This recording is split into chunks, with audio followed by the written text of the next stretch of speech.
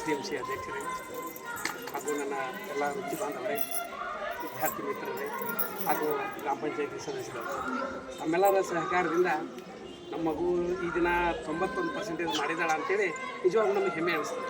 ಯಾಕಪ್ಪ ಅಂದ್ರೆ ನಾವೆಲ್ಲ ಫಸ್ಟ್ ಬ್ಯಾಚ್ ಅಂದಾಗ ಇನ್ನಷ್ಟು ನಮ್ಮ ಮಗಳು 95 ಆಗಬೇಕಾಗಿತ್ತು. ಇದು ನಮ್ಮ ಮೆಂಬರ್ ಅವರ ಆಸೆ ಇತ್ತು.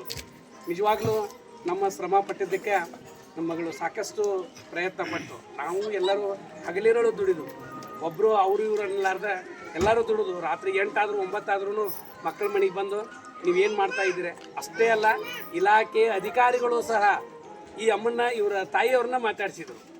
ಇವ್ರು ದೊಡ್ಡಮ್ಮ ಬಂದಿದ್ರು ಆ ದಿನ ಮೀಟಿಂಗ್ಗೆ. ಹೇಳಿದ್ರು ಅವರು, ನಮ್ಮ ಮಕ್ಕಳನ್ನ ಈ ರೀತಿ ನಾವು ಓದಿಸ್ತೀವಿ ಅಂತ.